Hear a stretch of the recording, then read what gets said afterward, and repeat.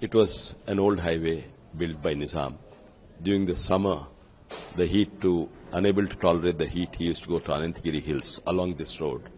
And in those days, there was no cement concrete technology. So each year, when the rains come, the culverts used to get washed away. So that time, the Nizam government appointed engineers to design a road avoiding the culverts, so avoiding the streams.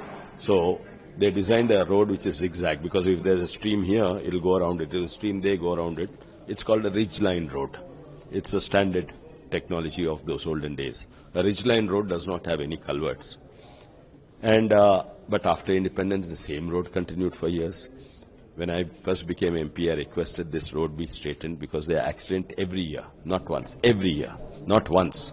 Every year there are 40, 50 accidents every year. Some are mostly motorbike, one or two guys. But yesterday, 20 people died in a bus accident. None of the governments were bothered. Then I had requested Nitin Gadkari ji. That time he sanctioned a highway in 2016. This is the highway sanctioned. Along with this, there are 8 other highways sanctioned in Telangana. This is the highway sanction.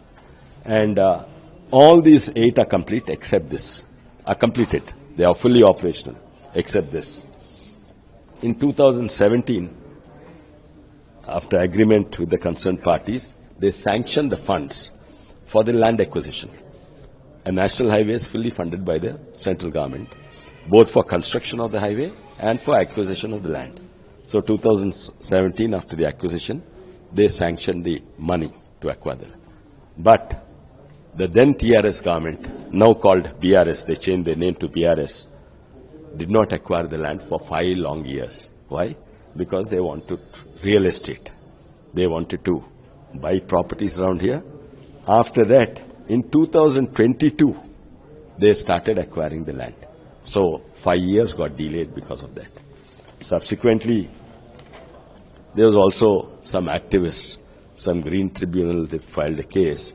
And these activists are not they have extreme love and regard for the banyan trees which are abutting this old highway.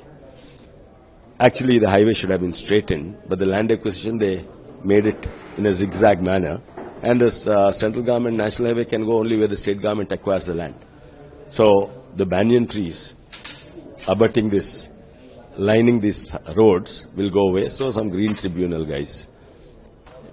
Banyan trees, unlike mango trees or other trees, can easily be transplanted and the survival rate is more than 95%. They explained, but they went ahead. They delayed it for another 3-4 years.